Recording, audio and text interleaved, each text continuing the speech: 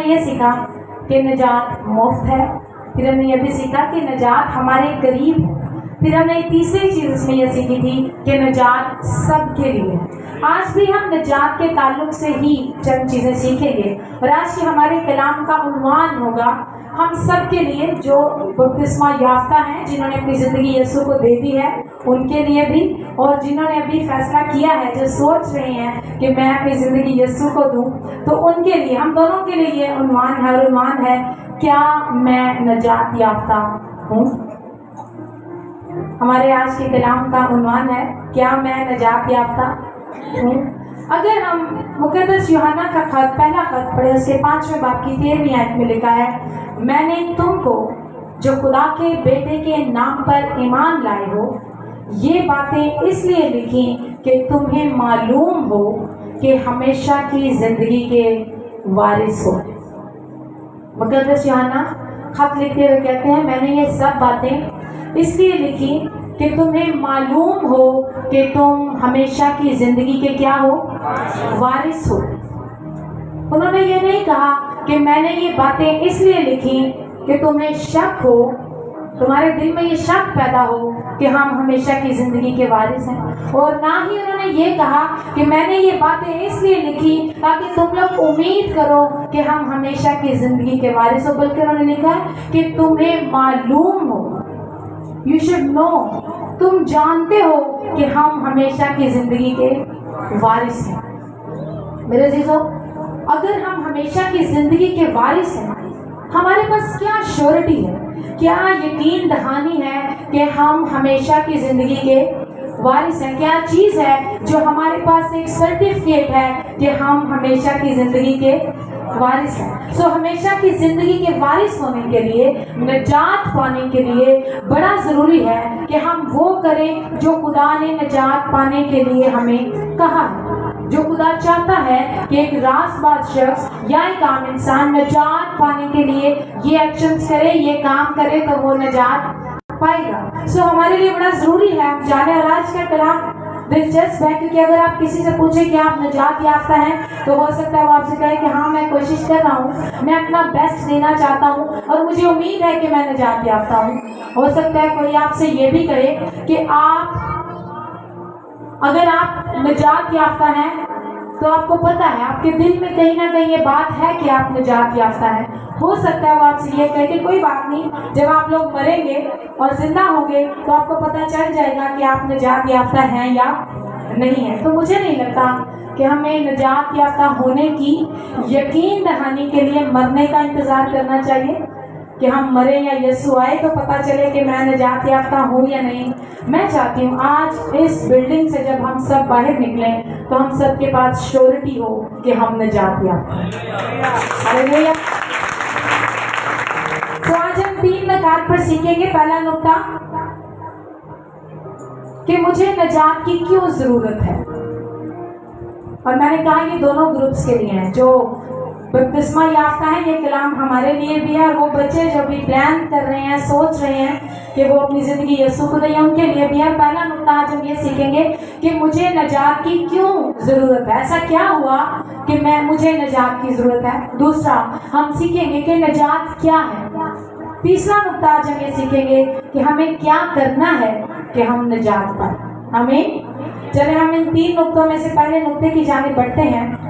मेरे अजीजों, अगर हम मुकद्दस पौलुस रसूल का खत थिस्सलुनीकियों की कलीसिया के नाम पहला खत पढ़ें, उसके 5वें बाब की 23वीं आयत में लिखा है, खुदा जो इत्मीनान का सरचश्मा है आप ही तुमको बिल्कुल पाक करे और तुम्हारी रूह और जान और बदन हमारे खुदावंद के आने तक पूरे पूरे बेऐब और महफूज रहे। मुकद्दस पौलुस रसूल यीशु के आने तक हमारे महफूज रहने के लिए या उस वक्त अपनी कलीसियों के महफूज रहने के लिए बात करते हैं। और एक शख्सियत में उन्होंने 3 चीजों का जिक्र किया। क्या क्या जिक्र किया पौलुस रसूल ने? रूह, बदन, रूह के बाद जान का जिक्र किया और फिर बदन का जिक्र किया। पौलुस रसूल कह रहे हैं कि मेरी दुआ है अपनी कलीसिया के लिए कि जो मेरी कलीसिया के लोग हैं, मसीह यीशु के आने तक कौन कौन सी चीजें एक शख्सियत में महफूज रहें? रूह, जान और बदन। 3 चीजों का पौलुस रसूल जिक्र करते हुए नजर आते हैं और वो कहते हैं कि ये तीनों महफूज रहें। तो अब इससे पहले कि हमें ये पता चले हमें नजात की क्यों जरूरत है, मैं क्यों नजात का जो है वो रिक्वायरमेंट अपनी जिंदगी में रखता हूँ, हमें ये जानना जरूरी है कि खुदा ने हमें किस फितरत के साथ पैदा किया, किस नेचर के साथ पैदा किया। जब खुदा ने आदम को पैदा किया तो उसके अंदर ये 3 चीजें थी, रूह, जान और बदन। इंग्लिश में रूह के लिए लफ्ज स्पिरिट इस्तेमाल हुआ है, जान के लिए सोल इस्तेमाल हुआ है और बदन के लिए जो है वो बॉडी यूज हुआ है। सो पहली चीज हमारे अंदर बदन है जिसके साथ हम सब यहाँ पर मौजूद हैं। आप महसूस कर सकते हैं, आपकी आंखें हैं, बाल हैं, बॉडी है, बोन्स है, ये सब मिलकर आपके बदन को बनाते हैं। दूसरे नंबर पर जो चीज है वो हमारी जान है, हमारी सोल। और सोल के लिए जो यूनानी ज़बान में लफ्ज है वो साइकी है। जैसे नफ्स का लफ्ज आपने सुना होगा, नफ्सियात का लफ्ज आपने सुना होगा, नफ्सियाती, ये सारी चीजें हमारी जान यानी हमारी सोल की तरफ इशारा करती हैं। हमारी सोल में हमारा माइंड, विल और इमोशंस आते हैं, हमारा जो इरादे हैं, हमारे जो फैसले हैं, जिनसे हम सोचते हैं, जिनसे हम फैसला करते हैं, जिनके जरिए से हम अपनी चीजों को, जिंदगी को कैरी ऑन करते हैं, वो हमारी जान है। और फिर थर्ड जो चीज है वो रूह है। और ये रूह बड़ी ज़रूरी चीज़ है क्योंकि ये ऐसी चीज़ है जो हमें दुनिया की तमाम मखलूक़ात से अलग करती है। रूह बड़ी यूनिक चीज़ है और ये रूह और जान एक चीज़ नहीं है, ये दोनों फर्क चीज़ें हैं। अगर हम इब्रानियों के खत का मुताला करें तो उसके 4 बाब की 12वीं आयत में लिखा है, क्योंकि खुदा का कलाम जिंदा और मुअस्सर और हर 2 धारी तलवार से ज़्यादा तेज है और जान और रूह और बंद और गूदे यानी बदन की बात हो रही है। रूह, जान और बंद और गूदे को जुदा करके गुजर जाता है। और यहाँ पर भी रसूल इस बात पर रोशनी डालता है कि इंसान जो मुरक्कब है वो इन 3 चीज़ों का मुरक्कब है। और मैंने कहा रूह और जान एक दूसरे से जुदा नहीं है। मिसाल के तौर पर जो मेरा जिस्म है, जो आपकी बॉडी है, इसमें आपका बदन है और आपके बदन के अंदर 2 चीजें हैं, एक आपकी जान है और एक आपकी रूह है। खुदा ने आपके अंदर रूह को भी पैदा किया और एक जान है जो माइंड है, जो सोचता है, जो एक्शंस लेता है, जो प्लान करता है, मंसूबे करता है, वो ज़हन है जिसको हम जान के लफ्ज़ से जानते हैं। हमारी और भी जान होती है लेकिन मैं किसी और जान की बात कर रही हूँ जहाँ बाइबल मुक़द्दस में जिस जान का जिक्र है। सो वो ज़हन जिससे हम सारे काम ऑपरेट करते हैं वो हमारी जान है। अब ये 3 चीज़ों का मरकब ह्यूमन बॉडी है और इसका जिक्र हमें बाइबल मुक़द्दस में मिलता है। और मैंने कहा कि ये जो रूह है ना, ये हमें दूसरी मखलूक़ात से अलग करती है। ये रूह की वजह से हम खुदा की शख्सियत पर यकीन रखते हैं और इसी रूह के बाइस हम खुदा की प्रस्तिश करते हैं। इसी रूह के बाइस हम खुदा की इबादत करते हैं, खुदा की शख्सियत को जानते हैं। क्यों? क्योंकि यीशु ने सामरी औरत से कहा खुदा रूह है और ज़रूर है कि उसके परस्तार रूह और सच्चाई से उसकी क्या करें? प्रस्तिश। सो अगर हम खुदा की प्रस्तिश करते हैं, खुदा की इबादत करते हैं, तो इन 3 चीज़ों में कौन सी चीज़ हमारी मदद करती है?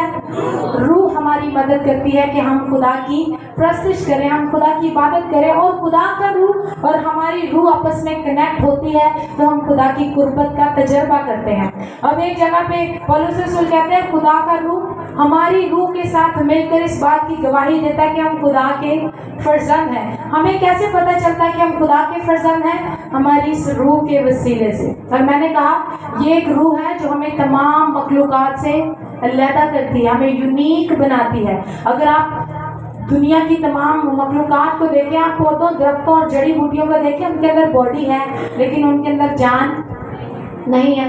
आप जानवरों को देखें, उनके पास बॉडी भी है, बदन भी है, जान भी है, लेकिन उनके पास रूह नहीं है। जानवरों के पास रूह नहीं है। अगर रूह किसी मखलूक के पास है तो वो इंसान है। और मैं समझती हूँ ये खुदा की सबसे बड़ी मोहब्बत की गवाही है कि खुदा ने हमारे अंदर रूह को पैदा किया। इस रूह के वसीले से हम खुदा तक रसाई कर सकते हैं, क्योंकि खुदा रूह है इसलिए उसने हमारे अंदर रूह पैदा की ताकि वो रूहानी स्पिरिचुअल कनेक्शन बन सके और हम खुदा के इबादत गुजार बन सके। सो यहाँ तक कोई कन्फ्यूजन तो नहीं? मैंने कोशिश की आप लोगों को चीज़ों को एक्सप्लेन करने की कि हम उस नुक्ते पर जाएं जहाँ पे हमें ये बात समझ आए कि हमें नजात की क्यों जरूरत है। अब खुदा ने जब आदम को बनाया तो इन 3 चीज़ों का मरकब बनाया। जब खुदा ने आदम को बनाया तो उसमें बदन था, जान और रूह, ये 3 चीज़ें थी। और बदन के वसीले से हम अपनी जिस्मानी दुनिया को महसूस कर सकते हैं, हम हाथ लगा सकते हैं, देख सकते हैं, सुन सकते हैं, और ये सब बदन के वसीले से है। जो जान है उसके वसीले से हम नफ्सियाती चीज़ों को, ख्यालात को, इरादों को, मंसूबों को जानते हैं। जो नफ्सियाती दुनिया हमारे इर्द गिर्द है हम उसको तजर्बा करते हैं, और रूह के वसीले से हमारे ऊपर जो रूहानी आलम है हम उसको समझ पाते हैं। अब खुदा ने जब आदम को बनाया तो उसके बदन को खुदा ने हेल्दी बनाया। जब बनाया तो उसका बदन सेहतमंद था, उसकी जान खुशहाल और मुतमईन थी जब खुदा ने आदम को बनाया, और उसकी रूह पाक थी, गुनाह के बगैर थी। ये 3 चीजें थी मेरे दोस्तों। जब हमारा बदन ठीक होता है तो हम सेहतमंद होते हैं, जब हमारी जान ठीक होती है तो हम खुशहाल और मुतमईन होते हैं, और जब हमारी रूह ठीक होती है तो हम पाक होते हैं। सो ये एक पैटर्न है, ये एक स्ट्रक्चर है जिस पर खुदा ने आदम को बनाया। ये पैटर्न आप समझिए कि हम रूह, बदन और जान का मुरक्कब है। ह्यूमन बॉडी के अंदर 3 एलिमेंट्स हैं जिनके साथ खुदा ने हमें बनाया है। अब हम सीख क्या रहे थे कि मुझे नजात की क्यों ज़रूरत है, मुझे नजात की क्यों ज़रूरत है, क्योंकि पिछली बार हमने सीखा कि नजात इंसानियत की सबसे बड़ी ज़रूरत है। यीशु ने कहा कि इब्ने आदम खोए हुओं को ढूंढने और नजात देने आए। तो सवाल ये है कि हम क्यों खोए हुए हैं, प्रॉब्लम कहाँ पे है, हम क्यों खोए हैं कि यीशु को हमें ढूंढने की ज़रूरत है, या हम क्यों गुनहगार हैं कि यीशु हमारे गुनाहों के लिए ज़मीन पर आया। तो हम इस बात को सीखेंगे। मैंने कहा कि खुदा ने जो एक पैटर्न बनाया था ह्यूमन बॉडी का, इंसान का, रूह, बदन और जान का एक मुरक्कब था, और जब खुदा ने आदम को बनाया तो उस वक्त खुदा ने एक ऑपरेशनल सिस्टम बनाया। और ऑपरेशनल सिस्टम क्या था कि खुदा का रूह जो है वो आदम की रूह के साथ कनेक्शन में था। दे वर टुगेदर। आदम के अंदर खुदा का रूह था जो आदम की रूह के साथ कम्युनिकेट करता। और ये सिर्फ आदम नहीं बल्कि हम सब इंसानों के लिए यही पैटर्न है। खुदा का रूह इंसान की रूह के साथ बातचीत करता है, और रूह जो है वही इंफॉर्मेशन, वही अहकामात, वही खुदा की मौजूदगी का एहसास जान तक, यानी हमारे जहन तक, हमारे ख्यालात, हमारे इरादों तक पहुंचाती है, और फिर हमारी जान, हमारे इरादे, हमारे बदन को कंट्रोल करते हैं कि खुदा की ये मर्जी है और हमें इस तरह से चलना है। और खुदा ने एग्जैक्टली इसी पैटर्न पर आदम को भी बनाया। लेकिन सवाल हमारा अभी भी वहीं पे है कि हम क्यों खोए हुए हैं। ऐसा क्या हुआ कि हम खो गए और यीशु हमें ढूंढने के लिए आया। हमने कहा कि खुदा, और आप देखें कितनी खूबसूरती के साथ खुदा अपनी मर्जी, अपनी जिंदगी, अपने प्लान और अपनी लिवलीहुड इंसानी बदन से ब्रुएकार लाने के लिए प्लान करता था। कितनी खूबसूरती से खुदा इंसान के साथ बातचीत करने का मंसूबा रखता था।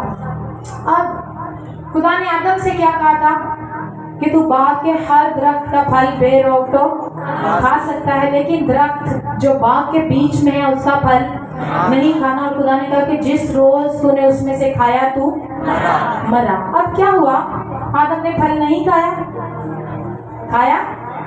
आदम ने जब फल खाया तो एक प्रॉब्लम हुई और उसने की नाफरमानी। जब आदम ने फल खाया तो क्या किया, नाफरमानी से मुराद गुनाह। और यकीन जाने खुदा उस बदन में नहीं ठहर सकता जिस बदन में गुनाह है। क्या हुआ, खुदा का रूह आदम से जुदा हो गया। मैंने ये ट्रायंगल पता क्यों बनाई है, ताकि हम बाप, बेटे और रूहुल कुद्स के बारे में समझ सकें, बाप, बेटे और रूहुल कुद्स के बारे में जान सकें। मैं थोड़ा सा ट्रायंगल बड़ा करती हूँ ताकि आप लोगों को ये मार्कर थोड़ा बारीक लिख रहा है। आदम की रूह से खुदा का रूह क्या हो गया, जुदा हो गया। जब आदम ने गुनाह किया, उसके बदन में गुनाह आया, तो खुदा गुनाह के बदन में टिक नहीं सकता, तो खुदा का रूह आदम की रूह से जुदा हो गया। एग्जैक्टली उसी मोमेंट। अब खुदा ने आदम से कहा था जिस रोज तूने उस फल में से खाया तू मरा। क्या आदम मर गया? बाइबल मुकद्दस में लिखा आदम 930 साल जिंदा रहा। आदम कितने साल जिंदा रहा? 930 साल तक जिंदा रहा। आदम शायद जिस्मानी तौर पर नहीं मरा, आदम ज़हनी तौर पर, नफ्सियाती तौर पर भी नहीं मरा, अपनी सोल में भी नहीं मरा। फिर आदम कहाँ पे मरा? मेरे जैसे जब खुदा का रूह आदम की रूह से जुदा हुआ, आदम रूहानी तौर पर उसी वक्त मुर्दा हो गया। आदम कहाँ मरा? रूहानी तौर पर। क्यों? इंसानी रूह को, आदम की रूह को कहाँ से बातचीत मिल रही थी? खुदा की रूह से। और गुनाह के बाद जब खुदा का रूह जुदा हो गया तो अब आदम की रूह के पास कोई सोर्स, कोई जराए नहीं था, और आदम उसी वक्त रूहानी तौर पर मुर्दा हो गया। अब जब आदम रूहानी तौर पर मुर्दा हुआ और खुदा ने कहा था जिस रोज तूने उस फल में से खाया तू मर जाएगा, तू मरा। और आदम जब उसने फल खाया, खुदा का रूह जब आदम की रूह से जुदा हुआ, फील 4:10 इमीडिएटली आदम रूहानी तौर पर मर गया।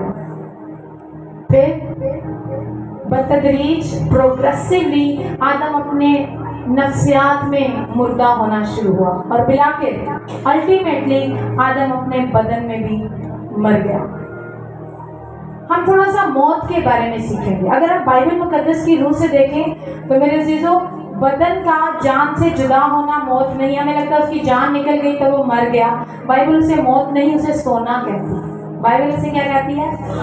बाइबल की रूह से, खुदा की नजर से जो मौत है वो खुदा के रूह से जुदाई है, खुदा के बगैर होना मौत है। इसलिए जब एक शख्स यीशु के पास आया और कहा कि ऐ खुदावंद मुझे इजाजत दे कि मैं अपने बाप को जो मर गया है उसे दफनाऊं, तो यीशु ने क्या कहा? मुर्दों को अपने मुर्दे दफनाने दो। क्यों? क्योंकि जो खुदा में नहीं है, जो खुदा से जुदा है, खुदा के लिए वो मुर्दा है।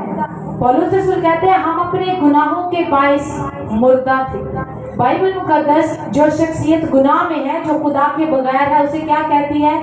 मुर्दा कहती है। इसलिए जब आदम ने गुनाह किया, जब आदम ने नाफरमानी की, तो वो खुदा की नजर में उसी वक्त मुर्दा हो गया, क्योंकि उसका रूहानी कनेक्शन जो था, स्पिरिचुअल कनेक्शन जो था खुदा के साथ, वो टूट गया। आप लोगों को समझ आ रही है? कितने लोगों को समझ आ रही है? जरा हाथ खड़े करें। चले अपने लिए जोरदार तालियां बजाएं। मुझे लगा मैंने ये वाला टॉपिक छेड़ के कुछ गलत तो नहीं किया। आई वांटेड कि आप लोग खुदा की क्रिएशन को और भी बेहतर समझ सकें। और अगर कोई हम में से स्कूल नहीं गया तो आज आप देख लेंगे स्कूल में कैसे पढ़ाते हैं, ये बोर्ड और ये सिस्टम। ओके जी, हमने देखा कि जब आदम ने गुनाह किया तो वो रूहानी तौर पर मर गया, लेकिन वो जिस्मानी तौर पर जिंदा रहा, नफ्सियाती तौर पर भी एक अरसे तक जिंदा रहा। आपने क्रिसमस के मौका पर देखा होगा लोग क्रिसमस ट्री सजाते हैं, और एक नया ट्रेंड चला है कि लोग लाइव ट्री लेते हैं। वो कहते हैं हमने आर्टिफिशियल ट्री नहीं लेना, हमने प्लास्टिक का ट्री नहीं लेना, हमने कौन सा ट्री लेना है जी? Live tree. वो जाते हैं और शॉपकीपर क्या करता है, उस स्पेसिफिक डाली को काट कर उनको एक गमले में फिक्स करके दे देता है। वो उसे घर में लाते हैं, सजाते हैं, उस पर लाइट्स लगाते हैं और क्या कहते हैं कि ये कौन सा ट्री है? लाइव ट्री है। तो मेरा आपसे सवाल है कि क्या वो लाइव ट्री है? वो तो अपनी जड़ों के साथ राब्ते में है ही नहीं। तो वो लाइव ट्री तो अपना रंग दिखाएगा नए साल पे, जब पत्ते भी झड़ेंगे, डालियां मुरझाएंगी और दरख्त भी कुबड़ा हो जाएगा, तो फिर हमें पता चलेगा ये कौन सा लाइव ट्री। ऐसे बहुत से लोग हैं जो आपको देखने में सेहतमंद, खूबसूरत और बड़े अच्छे लगते हैं, लेकिन वो रूहानी तौर पर मुर्दा है। क्यों? क्योंकि वो हकीकत में अपनी रूट के साथ, अपनी जड़ों के साथ राब्ते में नहीं। उनकी जिंदगी का जो जराए है वो उनसे कट चुका है। और यही चीज आदम के साथ हुई। और अब हमें गुनहगार होने के लिए क्या करना चाहिए? खोए हुए होने के लिए हम क्या करें कि हम खोए हुए हैं? तो मैं आपको दिलचस्प बात बताऊं, आपको कुछ भी करने की जरूरत नहीं। कोई सोचे कि मैंने डकैती की है, मैं इसलिए गुनहगार हूँ। कोई सोचे मैंने चोरी की है, मैंने कत्ल किया है, मैंने ज़िनाकारी की है, मैं इसलिए गुनहगार हूँ। तो मैं आपको एक दिलचस्प फैक्ट बताऊं हमारे गुनहगार होने के बारे में, और वो ये है कि हम, एक खुदावंद के खादम कहते हैं, हम गुनाह करते हैं, हम इसलिए गुनहगार नहीं हैं। हम इसलिए गुनहगार नहीं है कि हम क्या करते हैं? गुनाह करते हैं। हकीकत ये है कि हम गुनहगार हैं, इसलिए हम गुनाह करते हैं, क्योंकि हम तबई तौर पर, फितरती तौर पर आदम की नस्ल से होने की वजह से हम गुनहगार हैं।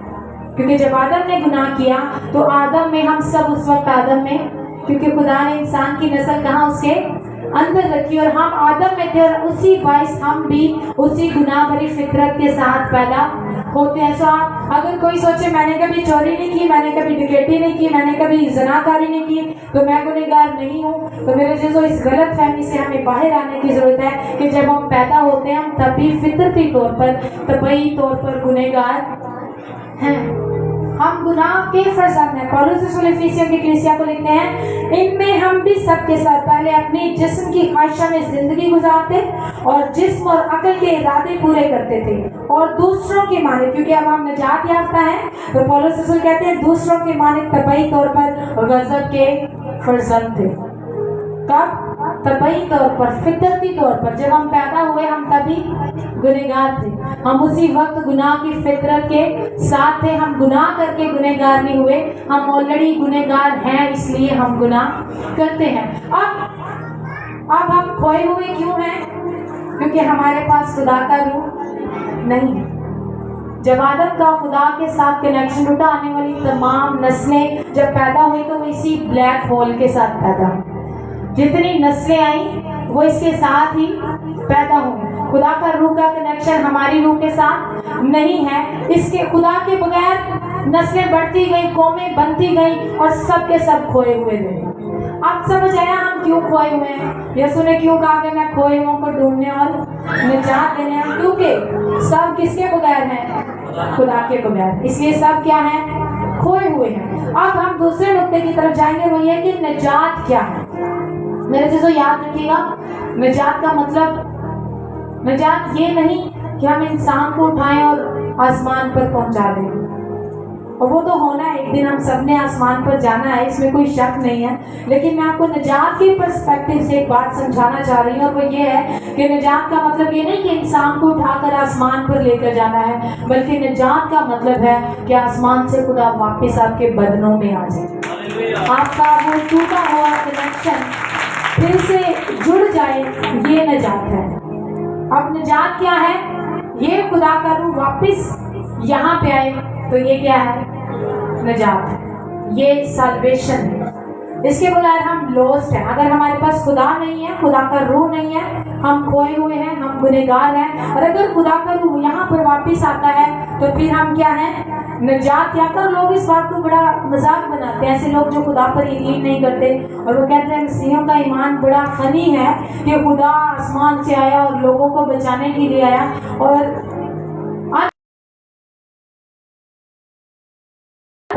बेसिक प्लान क्या था बनी हुए इंसान को पैदा करने का। और जब हम खुदा की रूह के बगैर हैं तो हम खोए हुए हैं। और एक चीज मैं आपको वाज़ेह कर दूं, बाइबल मुकद्दस में हमने बारहा ये बात सीखी कि हम अपने अमाल से खुदा को पसंद नहीं आ सकते। आप मुझे बताइए, एक शख्स इस हालत में है, खुदा के रूह के साथ की रूह से खुदा के रूह को जुदा तो कर दिया, लेकिन खुदा की मोहब्बत को हमारे लिए कम नहीं कर सका। गुनाह ने इंसान की रूह से खुदा की रूह को तो जुदा किया, लेकिन खुदा की मोहब्बत को बदल नहीं सका। इसलिए मेरे और आपके खुदा ने, क्योंकि हम तो वहां जा नहीं सकते, इसलिए उसने अपने इकलौते बेटे को वापस भेजा कि खोई हुई भेड़ों को वो मुझे और आपको निजात दे सके। यीशु ने कहा, राह, हक और जिंदगी। ये मत कभी भी सोचिएगा कि यीशु खुदा तक जाने का बेहतर जरिया है, ऐसा कभी नहीं सोचिए। आपने अगर सोचना है तो फिर ये सोचना है यीशु वाहिद खुदा तक जाने का जरिया, कोई और रास्ता नहीं। यीशु ने कहा, राह, हक और जिंदगी मैं हूँ, मेरे वसीले के बगैर कोई बाप के पास नो अदर वे। इसका मतलब है अगर यीशु के बगैर भी कोई निजात का रास्ता, तो फिर यीशु के आने का तो फायदा नहीं, फिर यीशु ना भी आते तो कोई बात नहीं थी। सिर्फ अगर खुदा तक पहुंचने का कोई रास्ता है तो वो कौन है? वाहिद यीशु है जो इस चीज को यहाँ पर ला सकता है। और अब हम ये सीखेंगे कैसे ला सकते हैं। देखिए, मसीह यीशु आसमानी थे। मैं आपको एक चीज वाज़ेह करूँ, मसीह यीशु आसमान पर अपने बाप के साथ अपने तख्त पर, अपने वहां पर थे। और जब मसीह यीशु आसमानी थे और वो जमीन पर आए, आप जानते हैं क्यों? ताकि मैं और आप आसमान पर जा सकें। वो इब्ने खुदा था, वो इब्ने आदम बना ताकि मैं और आप इब्ने खुदा बन सकें। हालेलुया।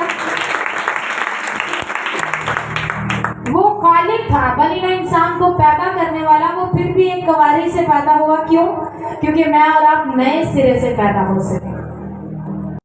وہ بے عیب تھا, بے گناہ تھا اور گنہگار بنا. کیوں؟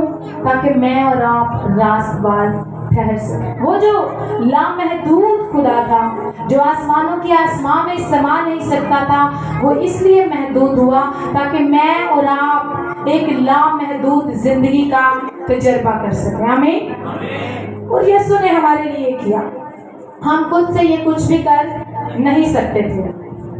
ہم نے پہلے سیکھا کہ ہم کیوں کھوئے ہوئے ہیں.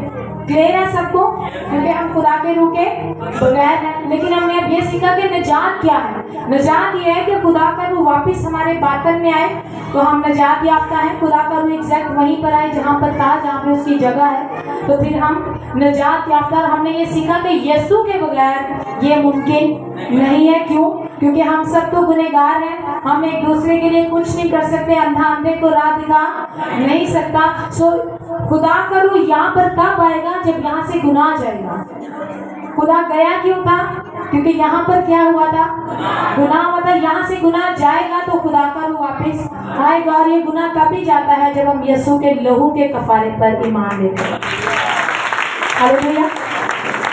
یہ روح نہیں آنا. ہم مایوس رہیں گے, ہم تکلیفوں میں رہیں گے, پریشانیوں میں رہیں گے, بے چین رہیں گے, راتوں کو نیند نہیں آئے گی, پیسہ بھی کمائیں گے, سکون پھر بھی نہیں آئے گا. کیونکہ ہمارے اندر یہاں پہ خلا ہے. جو خدا کا روح ہے جب تک یہاں نہیں آئے گا بنی نوع انسان مطمئن نہیں ہو سکتا. وہ کنیکشن پھر سے جڑنا ضرور ہے. یہ کون جوڑ سکتا ہے؟ صرف میرا اور آپ کا خداوند یسوع مسیح. جب پولس اور سلاس نے بڑی تمجید کی, خدا کی جیل کی بیڑیاں ٹوٹ گئی اور وہ بڑا انسپائر ہوا, اس نے کہا کہ میں کیا کروں کہ نجات پاؤں. تو پولس نے اسے کہا کہ خداوند یسوع مسیح پر ایمان لا تو تو اور تیرا گھرانہ نجات پائے. پولس نے یہ نہیں کہا کہ 100 کلومیٹر کی دوڑ دوڑو تو آپ کو نجات ملے گی, کیونکہ شاید ہر کوئی دوڑ نہیں سکتا. خدا نے یہ نہیں کہا کہ آپ $1000 ملین اس کے خدا کے بینک اکاؤنٹ میں جمع کروائیں پھر آپ کو نجات ملے گی, کیونکہ ہر کوئی جمع کروا نہیں سکتا. خدا نے یہ نہیں کہا کہ آپ بائبل کو زبانی یاد کر لیں, 3 دفعہ پڑھ لیں تو پھر نجات ملے گی. کیوں؟ کیونکہ شاید ہم میں سے کچھ بائبل نہیں پڑھ سکتے تو ہم ایسا نہیں کر پاتے.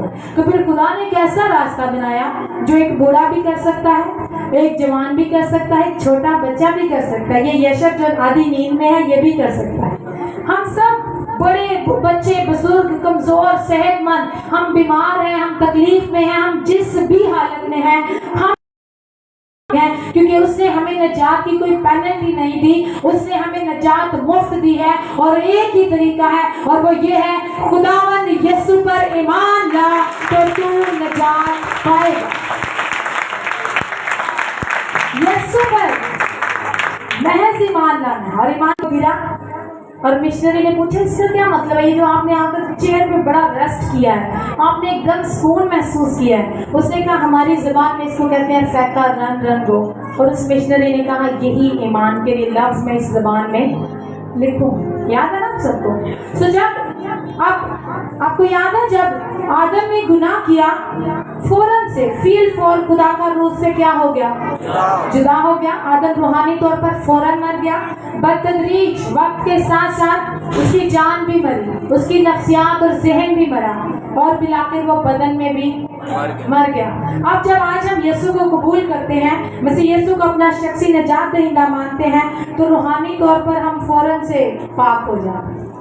روحانی طور پر بنا ڈیلے کے, وداؤٹ اینی ڈیلے, وہ لمحہ جب آپ یسوع کو اپنا نجات دہندہ, اپنا خداوند کہہ دیتے ہیں, آپ خدا کی نظر میں پاک ہو جاتے ہیں. آپ کا کفارہ ہو چکا, آپ خدا کی نظر میں راست باز ٹھہر جاتے ہیں. اور اس کو کہتے ہیں تصدیق کا عمل. میں اس پر اتنی ڈیٹیل میں نہیں جاؤں گی, آنے والے سرمنز میں ہم اس پہ بھی سیکھیں گے. اسے کہتے ہیں تصدیق کا عمل, جب ہم روحانی طور پر خدا کی نظر میں پاک ہو گئے. دوسرا جو عمل ہوتا ہے وقت کے ساتھ ساتھ بتدریج پروگریسولی ہم اپنے گناہوں سے چھٹکارا پاتے ہیں. ایک ایک کر کے پاک روح ہماری زندگی سے گناہوں کو ختم کرتا ہے, اور اس کو تقدیس کا عمل کہتے ہیں. انگلش میں سے کہتے ہیں سینکٹیفیکیشن. یہ آپ کی جسٹیفیکیشن ہے، یہ آپ کی سینکٹیفیکیشن، پاک ہونے کا عمل۔ جب ہم بپتسمہ لے کے پانی سے باہر آتے ہیں، اس غلط فہمی میں نہ رہیں کہ آپ کوئی گناہ نہیں کریں، لیکن اس بات کی خوش فہمی میں ضرور رہیں کہ آپ ہمیشہ وہ گناہ جسے گلوریفیکیشن کرتے ہیں۔ ایک دن کیا ہوگا جب آپ روح القدس کی رہنمائی میں چلتے رہیں گے، یسوع کی خداوندیت میں بڑھتے رہیں گے، ایک دن کیا ہوگا اگر آپ سوئے ہوئے ہیں، قبروں میں ہیں، تو یسوع کے آنے پر آپ جلالی بدن کے ساتھ جی اٹھیں گے، اور اگر آپ زندہ ہوں گے تو آپ جلالی بدنوں کے ساتھ ہوا میں اٹھ کر اس کا استقبال، آپ کی گلوریفیکیشن ہوگی۔ آپ یہ ایکچولی یہ نجات کا پروسیجر، اس کو ہم ڈیٹیل میں آنے والے سرمن میں سیکھیں گے، سو کوشش کریں آپ چھٹی نہ کریں۔ ٹیچر آپ سے کہہ رہی ہے کہ کلاس سے چھٹی نہ کریں، ہم اس کے بارے میں سیکھیں گے۔ سو طاہر اور ثنا کی شادی کس کس کو یاد ہے؟ طاہر بیچارہ ابھی بھی لٹکا ہے راستے میں۔ ثنا اور طاہر کی شادی میں ان لوگوں کے لیے ریپیٹ کروں گی جو پچھلے سنڈے نہیں آئے تھے۔ طاہر اور ثنا کی شادی بڑی اچھی اور دھوم دھام سے ہوئی، اور جب رخصتی ہوئی تو ثنا نے کہا کہ بھائی اب آپ اپنے گھر اور میں اپنے گھر۔ میں نے 4 لوگوں میں اس بات کا اقرار کیا کہ آپ میرے شوہر ہیں، اور مجھے اس بات کی ندامت نہیں، مجھے خوشی ہے، لیکن پرابلم یہ ہے کہ اس کا مطلب یہ نہیں کہ میں اپنی زندگی آپ کے ساتھ گزاروں گی، جانا میں نے اپنے ماما پاپا کے گھر ہے اور میں ادھر ہی رہوں گی۔ تو ہم نے سوچا تھا کہ طاہر کیا سوچے گا، یہ کیسی شادی ہے کہ وہ کہہ رہی ہے میں آپ کو ویک میں 1 دفعہ ملنے آ جاؤں گی، مجھے پیسے چاہیے ہوں گے، میں فون کر دوں گی۔ تو یہ تو کوئی شادی والا ایلیمنٹ نظر نہیں آتا، کیونکہ ہمارے معاشرے میں تو بیٹی کی جب شادی ہوتی ہے وہیں پہ رہتی ہے، اپنا لائف سٹائل بدلتی ہے، اس گھر کے مطابق زندگی گزارتی ہے۔ سو طاہر اور مجھے پلیز ڈسٹر دیجیے گا، طاہر اور ثنا کی طرح ہی آج ایک تھوڑی سی ایگزامپل آپ کو ایکسپلین کروں گی، اور آئی ووڈ لو کہ آپ لوگ یہ بڑے دھیان سے سنیں گے۔ یہ وہ میں نے اپنا سرمن یہاں سے شارٹ کیا ہے، اس کے آگے 1-2 اور پیجز ہے، اور جب ہولی اسپرٹ نے کہا تو میں نے نیا پیج لکھا۔ سو میں آگے نہیں پڑھوں گی، میں اس کو یہیں پہ کلوز کروں گی، اور میں ایک چیز آپ کے ساتھ ایکسپلین کروں گی، اور وہ یہ ہے کہ اگر ہم مسیح یسوع کو قبول کرتے ہیں، پولس رسول نے کہا کہ تو اس کے خداوند ہونے کا کیا کر، اقرار کر۔ خداوند ہونے کے بارے میں ہم نے لاسٹ ٹائم سیکھا تھا، خداوند سے مراد ہم اپنی زندگی کے تخت سے اٹھیں گے اور اپنی زندگی کے تخت پر کس کو بٹھائیں گے، یسوع کو بٹھائیں گے، کیونکہ اب وہ کیا ہمارا خداوند ہے۔ اور میں اس کو آپ کو ڈائیگرام کے ساتھ بتاؤں گی۔ آج ہم سارا کام بورڈ پر کریں گے۔ یہ چیئر ہے، یہ 4 نہیں، یہ چیئر بنائی ہے، ٹھیک ہے؟ یہ کیا ہے؟ اس پر کون بیٹھا ہے؟ کون بیٹھا ہے؟ بلند آواز سے کہیں۔ یہ جو دائرہ ہے یہ ہماری زندگی کو ظاہر کرتا ہے، اور ہم لوگ اپنے تخت پر بیٹھے ہیں، اپنی زندگی کو ہم خود کنٹرول کر رہے ہیں، اور ابھی تک ہم نے اپنی زندگی مسیح یسوع کو نہیں دی، تو یسوع ہماری زندگی سے باہر ہے، اور ہم اپنی زندگی اپنی مرضی سے جی رہے ہیں، اپنے پیٹرن سے، جو دل کر رہا ہے وہ تخت پر بیٹھے ہیں۔ ہم اپنے فیصلے خود کرتے ہیں، اپنی زندگی اپنی مرضی سے گزارتے ہیں، اور ہم کہتے ہیں ہم کیا ہیں، نجات یافتہ۔ اور یسوع کہتا ہے کہ جو مجھ سے اے خداوند کہتے ہیں، ان میں سے ہر کوئی آسمان کی بادشاہی میں نہیں جائے گا۔ کیوں نہیں جائے گا؟ کیونکہ یسوع کو ابھی بھی انہوں نے کونے میں لگایا ہے، یسوع ابھی بھی ہم کے تخت پر ہے۔ اس کا کیا مطلب؟ یہ ایکسپلین کرنا بڑا ضروری ہے۔ میں اور آپ مسیح یسوع کو نجات دہندے کے طور پر قبول کرتے ہیں، اور ہمیں ایسے لگتا ہے ہم یہ زندگی گزار رہے ہیں، حالانکہ ہم یہ زندگی گزار رہے ہوتے ہیں۔ یسوع ہماری زندگی کو کنٹرول نہیں کرتا، ہم خود اپنی زندگی۔ آپ لوگ تو بڑے سمجھدار ہیں۔ چلیں تھوڑا سا اس کو اور ایکسپلین کرتے ہیں کہ اگر میں نے یسوع کو اپنی زندگی کے تخت پر بٹھایا ہے، میں بہت سے ایلیمنٹس ہم ڈسکس کر سکتے ہیں، لیکن میں صرف 3 چیزیں کروں گی چند لمحوں کے لیے۔ ہمارے فیصلے کون کرے گا؟ ہم نہیں کریں گے۔ یسوع کو قبول کرنے سے پہلے ہم جیسا چاہتے تھے ویسا رہتے تھے، جیسا لائف سٹائل ہمیں پسند تھا، جیسا برتاؤ ہم اپنے رشتہ داروں کے ساتھ، بہن بھائیوں کے ساتھ کرنا چاہتے تھے ویسا ہی کرتے تھے۔ لیکن جب یسوع ہماری زندگی کے تخت پر آتا ہے تو اس کا مطلب کیا ہے؟ ہمارے فیصلے ہم نہیں کریں گے، ہمارے فیصلے کون کرے گا؟ یسوع کرے گا۔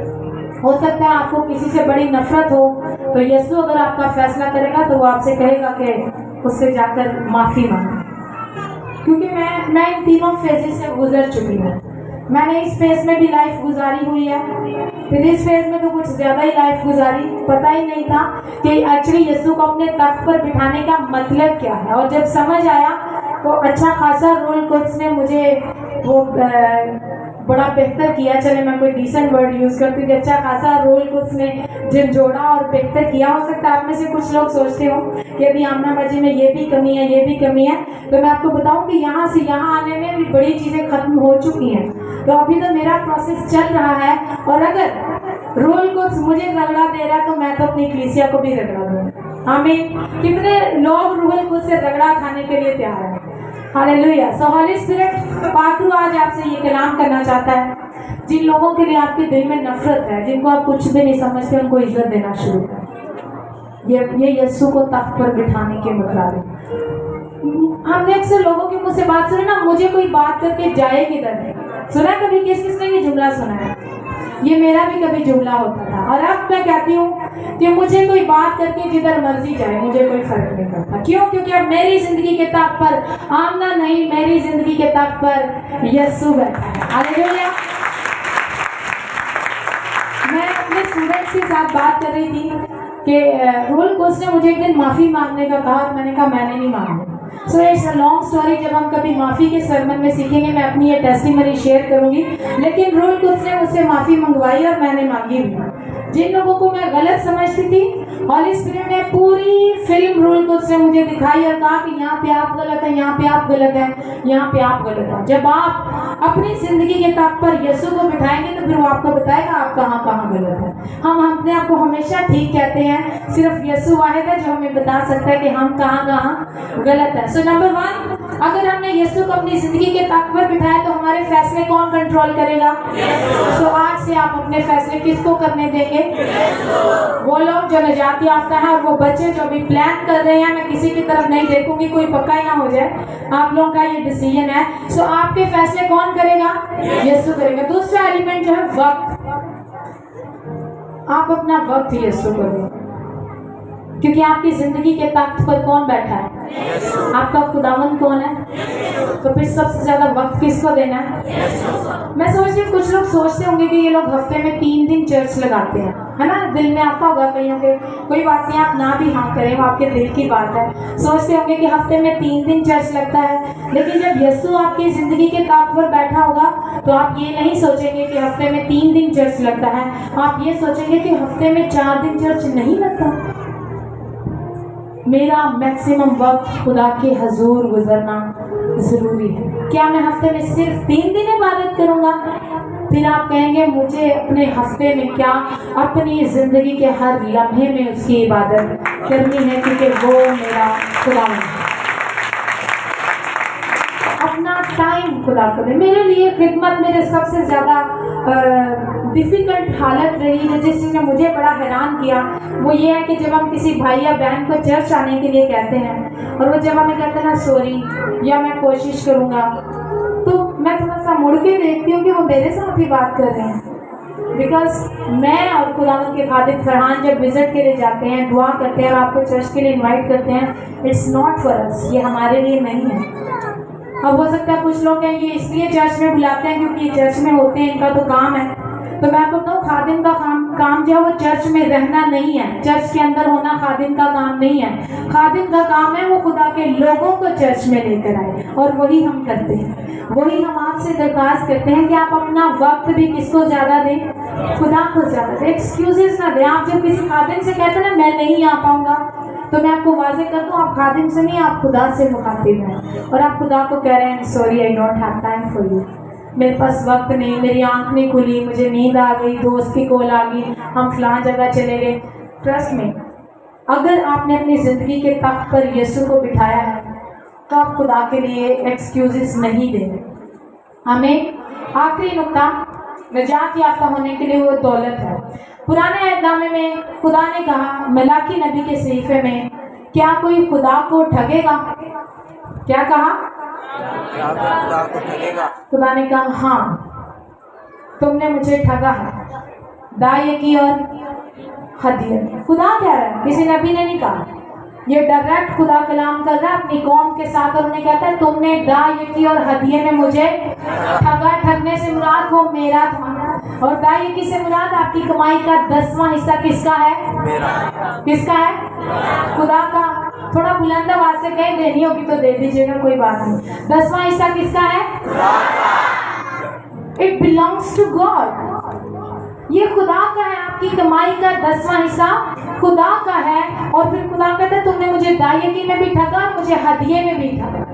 ہدیے سے مراد ہم جو ہدیہ جات دیتے ہیں. ہم جب چرچ آتے ہیں عبادت ہوتی ہے ہم ہدیہ دیتے ہیں. جب خدا کا خادم ہمارے گھر میں جا کر دعا کرتا ہے ہم تب بھی ہدیہ دیتے ہیں. ہم شکر گزاری کا بھی بعض کا ہدیہ دیتے ہیں. تو میں تھوڑا سا اپنی جو میری اس چرچ کو آغاز کرنے سے پہلے جو خدمت تھی اس کی کچھ چیزیں شیئر کروں گی اور کچھ اس خدمت کی کہ میرے عزیزو ہم جب خدا کو ہدیہ دیتے ہیں تو پولس رسول کہتے ہیں بغیر دریغ کیے. کیسے ہدیہ دینا ہے؟ دریغ کا مطلب کیا ہے؟ چھوٹا نوٹ ڈھونڈ کے ہدیے میں نہیں ڈالنا. دریغ نہیں کرنا کہ میں تھوڑا دوں میں کم دوں کوئی بات نہیں اتنے میں چل جائے گا کوئی بات نہیں. وہ چاہتا ہے آپ بنا دریغ کیے دیں. کیونکہ خدا خوشی سے دینے والوں کو عزیز رکھتا ہے. اگر آپ خدا کی توجہ چاہتے ہیں تو آپ کو خوشی سے دینا ضرور ہے. اور مجھے بڑی خوشی ہے کہ ہماری ساری کلیسیا ہماری اتنی رسپیکٹ کرتی ہے میری اور فرحان کی. اور میں یہ بارہا بات کہتی ہوں ہمیں آپ لوگوں سے بہت پیار ملا. ہم لوگ میرا بڑا اچھا پروفیشن تھا خیر خدمت سے اچھا نہیں تھا. فرحان صاحب قبل نماز تھے بڑی اچھی اپنی ان کی کر رہے تھے لیکن ہم اس اچھے پروفیشن سے بہتر نہیں تھے. اور جب سے ہم خدمت میں آئے آپ لوگوں نے ہمیں بڑی رسپیکٹ دی ہے بہت پیار دیا ہے. لیکن پرابلم یہ ہے کہ خدا ہوتے ہوئے ہمارا کام یہ نہیں ہے کہ آپ ہماری عزت کریں. ہم آپ کو یہ سکھائیں کہ آپ ہماری عزت کریں. ہم نے حقیقت میں آپ کو یہ سکھانا ہے کہ آپ خدا کی عزت کریں. کس کی عزت کریں؟ خدا کی. اور جب خدا کی عزت کی بات آتی ہے تو نئے عہد نامے میں یسوع مسیح نے کہا کوئی آدمی دو مالکوں کی خدمت نہیں کر سکتا. یا تو وہ ایک کے ساتھ بنا کر رکھے گا اور ایک کے ساتھ عداوت رکھے گا. اور آگے جا کے مسیح یسوع نے کہا کہ تم دولت اور خدا دونوں کی خدمت نہیں کر سکتے. آپ دولت اور خدا کی خدمت نہیں کر سکتے. ایک جانب آپ کی زندگی میں دولت ہے اور دوسری جانب آپ کی زندگی میں کون ہے؟ یا تو آپ اس کی خدمت کریں گے یا پھر آپ اس کی خدمت کریں گے. سلیمان بادشاہ کہتا ہے اپنے مال سے اپنے سارے مال سے اور اپنی پیداوار کے پہلے پھلوں سے خداوند اپنے خدا کی کیا کر؟ تعظیم کر. ہو سکتا ہے ہمارے یہاں پر بھائی بیٹھے ہیں فران کو نکال کے میرے بھائی بیٹھے ہیں اور وہ کہتے ہیں کہ میری کمائی پر سب سے زیادہ حق میرے ماں باپ کو. کس کا؟ بولے ہیں آپ لوگ کہتے ہوں گے مجھے پتا ہے. کس کا حق ہے میری کمائی پر سب سے